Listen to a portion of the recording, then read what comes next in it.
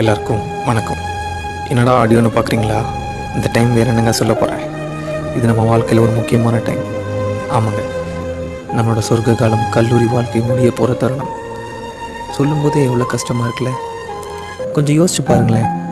இன்னும் 3 வருஷம் இருக்குதுன்னு பெருமூச்சு விட்ட நமக்கு, ஐயோ 3 வருஷம் முடிஞ்சிருச்சேன்னு நினைக்கிற அளவுக்கு இந்த காலேஜ் லைஃப்பில் எத்தனையோ நினைவுகள்.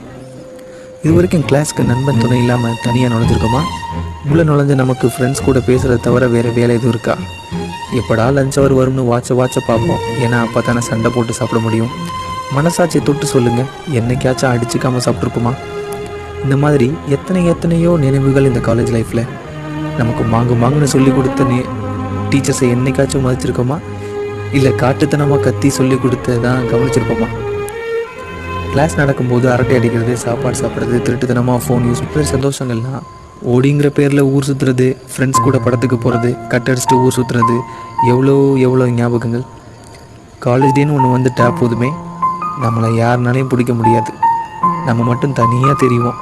கொஞ்சம் நெஞ்ச ஆட்டமாக போட்டிருப்போம். சொல்லுங்கள், கல்ச்சுரல்ஸில் ஸ்டேஜில் ஆடினவனை விட நம்மளை மாதிரி கீழே ஆடினவன் தான் மாஸ்க் காமிச்சிருப்பான்.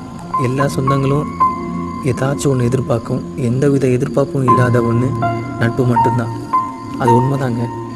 இந்த 3 வருஷத்தில் நண்பனுக்கு எதுனா ஒன்றுனா முதல்ல நிற்கிறது அவனோட நண்பனாக தான் இருக்கும். ஒரு நாள் பழகினவனோ, கொஞ்ச நாள் பேசினவனோ, இல்லை பக்கத்து டிபார்ட்மெண்ட்காரனோ, யாராக இருந்தாலும் சரி, அவங்க வீட்டில் ஒரு துக்கம்னா கும்பலாக போய் ஆறுதல் சொல்லுவோம். இதை விட ஒரு ஆறுதல் என்னங்க இருக்குது? நம்ம அன்னைக்கு கண்டிப்பாக நம்ம நண்பனும் வந்திருக்க மாட்டான். அது எல்லா இடத்துலையும் நடந்துடும். எங்கேயாச்சும் போகிறதுனாலும்